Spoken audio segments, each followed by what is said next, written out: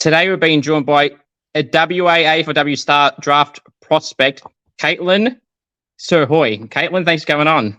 Thank you for having me.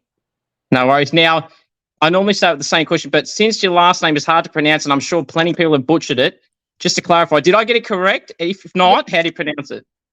Yes, you got it correct. So heaps of people do butcher it, but I usually get the Srhoj, but pronounced Srhoj. So bang on. It's funny, I was listening to a few highlights of yours on the AFL website, on the YouTube channel, and they had two different name pronunciations. So I'm glad I got the right one. So now, tell us a bit about yourself. Sorry, what's that? I said good on you, one of the first. That's a good thing for me. Feel proud now. So tell us a bit about yourself. What got you into footy, and how you got into footy, and tell us what type of player you are. Yeah, so I play at Peel Thunder and I play on the wing. That's my most comfortable position. And I started out football socially at just a local club called Manager Mustangs. And from then I kind of got touted to play for the Peel Development Program in Mandurah. And then from then I scouted by state at 15. So I've pretty much been playing state football for WA pretty much up until now. And yeah, from then I played some league football for Peel Thunder. We're currently in pre-season right now, which is really cool as well. So yeah. So obviously representing Peel Thunder and then representing WA as well. How has those opportunities been for you to step up the level from playing AFLW, then progressing up to under 18 championships and representing WA? Yeah, I think the level of intensity is something that really kind of takes it up a little notch. I think playing for state, there's a lot more running needed, and I think there's a little bit more risk taken. Whereas playing at AFLW on the wing, there's a little bit more structure required to play AFLW, as well as some bigger bodies, which I find a bit challenging. But playing out on the wing, I kind of use that to my advantage and use my explosiveness and my speed to take on the play at both levels. But I do believe that the training intensity at state does lift up a notch. So yeah. Sure. You mentioned sometimes playing on bigger bodies and more experienced players. Sometimes it's a good thing. So when you get into the AFLW, you've got to have that experience to a degree already against seasoned veterans, if you want to call them that. No, 100%. Yeah, I do believe that playing against bigger bodies do add some experience to your game. Like I said, I'm still young and I'm still learning the game. So I think it's nice to kind of see the difference in levels, especially because in the championships you're playing girls your own age. So it's the bigger notch up in that level, but yeah. For sure. You mentioned playing as a wingman. So what would you say some of your strengths as a wingman? I believe my strengths on the winger side would be probably my endurance running. I'm a long endurance runner. I think also in saying that my running patterns work really well for me on the wing. My footy IQ is pretty up there. I think my aerial ability is something that I take pride in, as well as my efficiency with the ball. That's good. So would you say you'd be more of a confidence player? Because when I had from the men's side thing last year, Mateus Filippo, he had some self-confidence about himself. And it's not, known too many players that like to talk themselves up or have that confidence. But I suppose it's a good thing to have. Would you feel the same way or different? Believe it or not, I think when I'm playing football, I think for everyone, this is not just myself, but I think everyone kind of undergoes a bit of performance anxiety. And that's something that I've had to deal with this year a lot, especially being a draft player. So I wouldn't say I'm a confidence player. I would just say that once I get a good, clean touch, I do feel confident with the ball and I do have a better game, but I do get caught up in my head quite a bit. So that's fair. So obviously representing WA in the championships, how was that tournament, I suppose, for you personally, and as playing with some of the best of the WA talent as well? Yeah, I really had fun this year with my national championships. I think being a top ager, I'm more of a role model and a leader this year, whereas last year I was more of a listener and I was there to learn from the girls. But I think coming from the National Academy down to state, I really kind of wanted to put my best foot forward. And then also having a little bit of a frustrating season with Peel, not winning a lot of games, not being able to play a heap because of injury. It was really nice to kind of have a good championships and be rewarded by the All-Australian, which was real nice.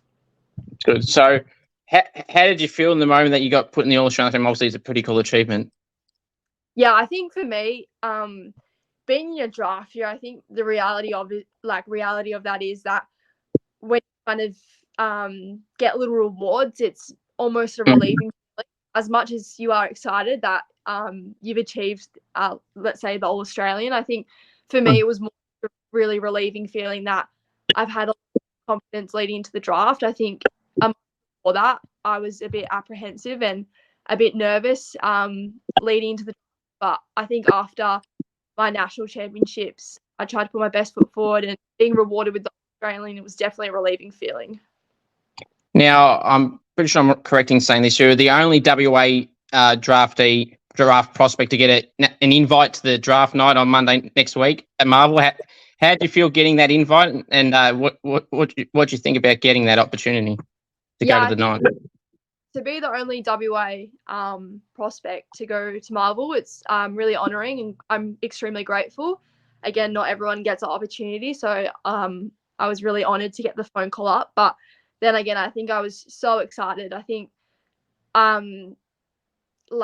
obviously it's a cool feeling, and I think at the end of the day, I felt a bit selfish saying yes, just because I can't take all my family to WA, but then again, it's an offer you can't really say no to. So I've got my mum and dad, a close friend, and a few family from over east, which is really cool. So I'm really excited, yeah.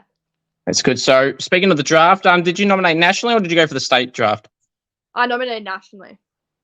Nice, because I've had some players on from some states, in all of the states, where they've kind of gone to a state, and I feel nationally is probably the best opportunity. Would that be right in saying that's part of the reason why you selected that? Yeah, so I have maybe 3 leading factors as to why I chose nationally. I think definitely what you just said then, the opportunity to kind of branch out and make the most of getting drafted. I think that was definitely a major factor in my decision.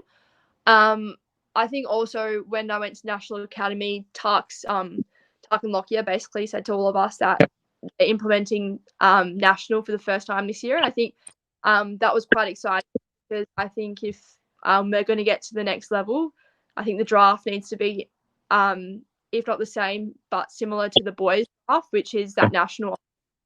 And then again, I think for me, and my own development as a football player and as a person, I'm going to need to be uncomfortable to be comfortable. And I think being in a new environment and opening up horizons to go wherever, I think that's what's going to suit me best for my style of football. And yeah, those are definitely the 3 major factors into my decision. So it's good reasonings as well. And like Steve Tarkin said about being national, and whether it'll transition like the boys draft, where it'll be, just one national and there's no state by state thing. But that's a story for another day. Also, how's the meetings been with clubs for these meetings, with the interviews and everything, or whatever you want to call them? How have they been? And how would you say you went in going to your very first meeting with an AFLW club compared to how you came out of that one? Yeah, I think for me, I've been, again, really fortunate to have lots of meetings with different clubs, just because I've applied nationally. But I think I've done them pretty well. I'm a pretty good speaker, pretty confident within myself and my character. I think my first interview was with GWS, so it was a really cool experience just to get my first one out and done out of the way. It was pretty new. It's like a job interview to start off with, but I think once you start doing more and more, you kind of get used to it, and it's not repetitive, but you kind of get used to what you can and can't say, what you need to say to make you look good and stuff like that. So I'm really grateful to have done it quite a few times now, which is cool. That's good. Do you feel personally that there's some clubs, whether they've told you or not, that you feel like you kind of get that indication where they may be more interested in others? Any in particular that you feel heading that way, or are you completely in the dark and they keep it very close to themselves? Oh, definitely. I think this goes to everyone. You're going to have clubs more interested in yourself or another player. I think it completely comes up to what the club needs and wants in their playing crop. But I think for me, I've got a few clubs that have shown pretty clear indication that they're interested. But I mean, it's, again, when I go to the draft, it's about where I'm going. I think it's about hearing my name, and wherever I go, it's just more like the goal is just to get drafted. So I don't mind where Now, you mentioned about name pronunciations before. Is this one of the most worrying things for the night for you? Forget about getting picked up by whatever club it is. Are you more worried about, instead of where you get picked up, if the announcer pronounces your name correct? I think I'm not too worried at the moment, just because I'm praying that they've listened to enough footage of me talking to know that the pronunciation Srhoj. But then again, I've heard so many different people butcher it, so at this point I'm probably not too safe. I'll respond to whatever at this point. That's fair. There's been a few. Now, speaking back to the draft or club interviews for the draft coming up, has there been any odd or weird recruiting questions that you had? Like, if you're a car, if you were dead or alive, who would you go out for dinner with? If you're a car, what car would be? I've had that. Any off the cuff ones? I've had the first one you said, dead or alive, who would you take out for dinner? That was I like the funky questions because they throw you off a bit. But I've had a few like clubs say, "Do you have a criminal record?" But I think that's a requirement. I think they know that. Yeah. I've only had maybe 3 clubs say that, which was a bit out of the blue. But you know, besides that, I haven't really had any weird out of the blue questions. I think I've had one where it's like, what do you think you can improve on personality wise? Which that one throws me off a bit, just because, like, to me, I feel like it's hard to find like flaws in your personality when you're like trying to boast yourself up to a club. Yeah. So that one throws me off a bit, and I tend to think about that one a little bit more. But besides that, I haven't really had any strange or weird questions. That's good. I had Annabelle Embleton from the Sandy Dragons on yesterday, and she said the question she got asked from a club was, "There's 30 seconds left in a game. What are you doing?" You haven't had that one? Because I thought that was a very interesting one too, and probably hard to answer. Yeah, I think I've had questions probably similar to that. Off the top of my head, I can't really remember lots of them. Yeah. I think once an interview's done, I just kind of take key points and then forget about the rest. But off the top of my head, I can't really think about it, to be honest. That's fair. So obviously you mentioned throughout this year, obviously playing in the championships, Peel Thunder, having some injuries in between. How have you gone about it with all those injury niggles around everything, and how have you dealt with the recoveries? Yeah, so I'm not a very injury prone person, but 2021 I did my ankle, which ruled me out for a year pretty much. And I think with that injury in particular, like, it just grew a lot of fuel for fire to play football again. And I think last year I really kind of put my best foot forward and set the stage of how I want to play football. But at the start of the year this year, I unfortunately had concussion in my first game, which ruled me out for maybe 3 weeks. So I wasn't playing footy for 3 weeks. Concussion's a really tricky one, just because it's not a physical injury as if you've broken your ankle and you've got this long to recover. It's more based upon how you're feeling. I think at the time when you're sitting out and watching people play, you feel fine, you just want to be out there, but in deep down you need to recover, and you need to do that 2 protocol. But for me, it was really hard to get back into football after that and keep consistent, just because I was ruled out for 3 weeks, and then state kind of pulls you in and out for their program as well. So it was quite hard to transition back into Peel, but I thought I did a good job and I tried to do it the best I could. So yeah. That's good. Now, in the championships, getting the MVP of the team, how did it feel getting another big honour along with that All-Australian? Oh, I think Evie Couch got the MVP, not me. Did it? Well, the article was lying here. Word for word, it said he got MVP honours for your side, it said. Interesting. Oh, yeah. That was last year in my futures game. Okay, well, that makes it more impressive being a bottom major at that point to get that. We'll backtrack then. This article lied to me. So, yeah, how was that? Yeah, I think for me it was pretty honouring to receive MVP for my side. I think, like I said, last year was kind of a benchmark, and I proved to myself that I can kind of like push myself to kind of go for those top 20 kind of rankings. But it was really nice. But then again, like, I'm just as good as my last game, so I kind of forgot about it afterwards and kept on going back to Peel, playing week after week, which is good. Good. So who would you say, you mentioned being a winger, who would you say is your AFL or AFLW player comparison that you would compare yourself to for someone that wants a specific player or something like that? Oh, I feel What's your like style? that's a hard question. I think I love Ola Dwyer from Brisbane. Yeah. I think she plays that winger role really well, and she's someone that I feel like I don't play like, but I aspire to be like. Yeah. Her running ability and her transition to get dangerous in the forward line is something that I'm working on, kind of being that dangerous winger. But I think for me, my similarities would be running patterns and those abilities to open up the play and then get back defense as well. That's good. So, who would you say has been one of your toughest opponents this year, whether that's in the championships or any of the teams that you've been a part of this year?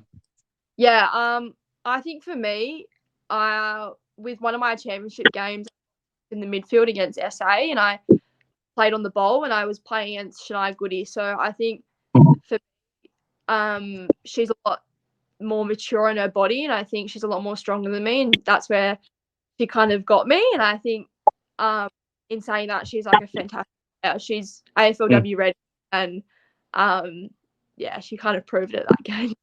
Yeah, that one very big name, and obviously mentioned, obviously Goody as well. Obviously being pre-listed by the Power. Lauren Young's another one. Did you ever have to match up on Lauren? Because everyone I've had on that seemed to match up on her, it clearly shows how she would have been the number one draft pick, how strong of an opponent she is. Oh, fortunately, I've never had to match up on her. I played with her and then I've played against her, obviously. But I think even if you're not playing on her, she's still like, she was definitely someone that we tried to kind of not tag in a sense, but definitely kept an eye on when we played it. But even in that, like, she still cracked us open, which is really impressive. And she's a wonderful player. And if she didn't get pre-listed, she definitely would have gone number one. For sure, she would have been, definitely. Who's some of your favorite AFLW team or AFL team? I think for the men's, I barracked for Carlton and a bit of Eagles. But for women's, I don't really follow teams. I more follow players and who's playing, I guess. But yeah. That's fair. How would you assess the men's team for Carlton and West Coast? Obviously, some completely different ends of the scale on the ladder. Yeah. For me, I like Carlton just because they're underrated in a sense, but I do like some of their players, and I think that's why I kind of transitioned over. And then again, I love Eagles. I'll always be a diehard Eagles fan, but they just didn't give me the satisfaction this year to watch them consistently. And that's why I did really enjoy watching Carlton. So that's fair. Any particular favourite teammates you have? Any of the WA teams you've been a part of? Favourite teammates? Yeah. Yeah, I've got a few. I really like playing with Jamie Henry. Yep. I think the way she goes about her football is just so professional, and I think we work very well together on the field. And then back at Pill and in state this year, I really liked playing with Evie Coucher. She's like my little daughter. I love her. Yeah. We're just polar opposite people, but we get along so well, and she really balances me out often on the football field. So that's good. So, do you have any form of contact with any AFLW players? And if you have, what advice have they kind of given you throughout this year and how to handle this draft period? Yeah, so I was really close with Ella Roberts last year, just because she was at Peel and I was in state with her. I think I've spoken a lot with Chloe Wrigley, who used to play for Peel, and then Cassie Davison, who's a train-on for St Kilda at the moment, and just kind of getting a grasp at what it's like to kind of be at that next level. And I think the transition especially, and even speaking to clubs itself, I think they definitely emphasise being ready when you come, and that starts at your home club. So we're in pre-season right now for Peel, and I think for me, I'm just trying to kind of push myself further and harder, and I think also trying to keep a professional standard as well. So you mentioned there at the start, there was the first time you mentioned Ella Roberts. What a terrific season she's had in her first few years. She's been a clear stand-up for the Eagles and was up there in the rising star, being third. Yeah, she's definitely someone that I aspire to play like. I think I really admire her ability to kind of be a well-rounded player, and her drive and her kind of, I don't know, her style is just amazing. She's just a kind of ready-made football player, I guess. But I think definitely a lot of media, I don't know personally, but a lot of media attention around her last year, and I think she really kind of just let her footy talk, which I'm really happy for. So That's good. Any coaches' pets in any of the teams you've been a part of?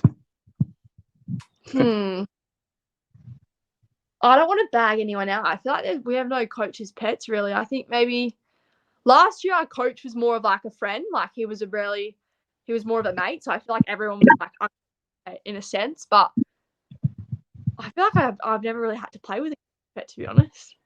Well, that's a good thing that you don't have to then. Danielle Ponte did a terrific goal for Brisbane for Adelaide, at the start of the year. And I got back from the centre square and it bounced over a couple of times. Did you watch that? And who do you think would be able to replicate that in any of the teams you've been a part of? Or do you think you'd be able to replicate it? Or someone that thinks they can and they really, really can't? I do not think I can't kick goals, so definitely not me. But I think back at Peel, we've got Cuzzy. She's got a massive talk on her. And when I think of that, I just think of her. At state, probably like maybe a banjo, Angelique Rayson. I think she might be up there with that one. But yeah. So any nicknames you were speaking off camera with the name pronunciation as well? Any particular nicknames you get? Yeah, I get Srhoj a lot at Peel and a bit of state. Also just like you Kate and stuff like that. But yeah. Pretty basic, and as long as they pronounce it right, as we mentioned a few times, that's the main thing. Any outside of footy interests that you have? Yeah, I'm really into my education. I want to go to uni next year. I've graduated this year. I also have taken up surfing. Tried doing that a little bit with my boyfriend. I'm a big book nerd. I love reading, and just hanging out with family and yeah. Would you consider yourself? You mentioned surfing there, a pro surfer? No way. I'm still on the foamy. I'm not like that. That's fair enough. What do you feel is the best individual game of footy that you've ever played in that's kind of getting you noticed to where you are now? I think for me this year my Allies performance is probably up there, but I think if I reflect on my whole career, probably my Futures game last year where I got best on. I think I showcased a lot of my strengths with my running ability, my contested work, my aerial ability, etc. I think that's probably one that comes to mind. Sweet. Yeah, you said before that you don't kick too many goals, but I'm sure you kick goals at some level, whether that's for WA or any of the other teams. What would you say is the best individual goal you've ever kicked at any level, and whereabouts was it from? Any check sides, tall bananas, left foot, opposite foots? Oh, I'm going to be honest with myself. I think the only goals I've kicked are from free kicks. So that's better than nothing. I actually can't say, but I think that's something I'm working on as well. My kind of forward craft and my forward knowledge. I really want to try and get dangerous and kick a few more goals. But back at local, I think our ovals were tiny, but I think I kicked it from the centre square. But the oval was tiny. I think it was like 30. So probably that. Fair enough. So obviously in the AFLW competition this year, Mon Conti won the best and first, the best player this year by 7 votes, which I thought was a bit further than I thought, because I thought it was a bit tighter overall. So yeah, obviously Jazziana, Ebony Marinoff, plenty of other players up there as well. Who did you feel you had winning that award? Oh, I really wanted Jazzy Gardner to win it. Personally, I think she got a little bit robbed, but I really like her game style, and I think she did have like a killer of a season, and it was really hard to beat. But I think Mon Conti was just as up there as well. So yeah. Sure. You mentioned about being robbed, and Jazz Gunner certainly was robbed. I don't understand how Laura Garner, who was probably one of the best mids, along with those names we just mentioned, only got 6 votes, and Charlie Rowbottom only missed 1 game and only got 8 votes as well. Yep. And then some of the names get a lot more that were individually not as good as those. So it's very interesting how they go about it these days. Yeah, I do agree with that. Now, goal, I might know the answer to this now, but mark or goal of the year, which one would you rather do? I think for me, with my aerial ability, 100% mark of the year. I love marking the ball. I don't really get a lot of reward in kicking goals. I'd rather give it off to someone else, but definitely mark. That's fair. And I suppose with a mark of the year too, if the game's been filmed or there's a photographer there, you can get a good photo. That's a new profile picture, boom, looking good. Where the video, you can have a video obviously for goals, but it's still good, but can't get a profile picture out of it. Exactly. Now, what's something someone does at the club, any of the clubs you've been in, and that you can't say, whether they're scaring people, jumping out of a bin, leaving rubbish around, anything in particular? This one's a tricky one. I would probably say myself. Like, I think at state I'm a bit of a muck around clown. I think there's sometimes I should probably turn around. I think I'm probably the one scaring people, to be honest. So I'd probably have to say myself there. Any a success rate in scaring people? No, but I've annoyed people, which is just as equal. That is very, very true. Now, this might be a similar answer, maybe. Who loves the limelight, the attention, the camera, any of the things you've been a part of, and they can't get enough of it, and they know exactly where the camera is when there's a goal celebration or something that they've done well? Oh, I think it'd have to be equal with me and Georgie Cleaver. We're pretty up there with loving the media, but I don't think all she does, so that's the difference. But yeah. That's fair. Interstate trips, are you a fan of interstate trips? You obviously mentioned you're open to going nationally, so I suppose you like them. Yeah, I think they're probably the funnest thing about playing football. I think going on the plane with your mates, I think they're the funnest kind of trips. But yeah. That's fair. If you could name an ideal draft night scenario for you, what is it? Ideal. You need to pick the club, how it happens, everything. It's hard to say because I'm going to be grateful wherever I go, and I've promised myself that I don't care what club I go to. I just want to be drafted. But I think for anyone, I think realistically, they would love to go top 10, and I think for me, I'd love to go probably make that a little bit larger and maybe I'd love to go top 15. That's fair. Well, I mean, if you're getting the invite, you're obviously clearly in that mix and possibly in that mix, in that top 10 as well. We'll see on Monday night. A few more questions before I let you go, Pressure coming on. Who are some teammates that you've been impressed by or opposition you've been impressed by that don't get talked about as much that you feel that should deserve a little bit more talk about them?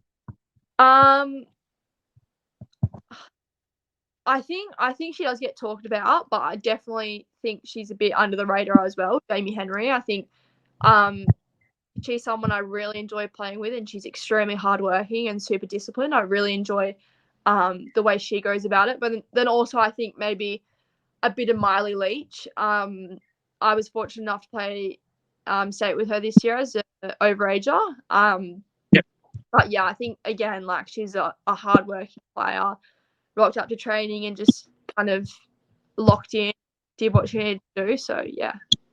We've got a few more for the pressure coming on. So, favourite music?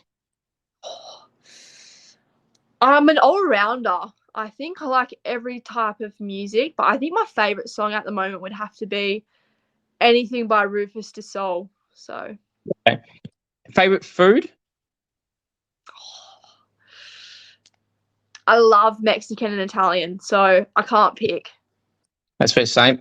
Are you a good cook? If so, what's your signature dish? Oh, I think I'm a pretty good cook. I think everyone makes a good pasta, but I do like a few burrito bowls as well, a few nachos. Nice. Same. That burritos, nachos, all fantastic.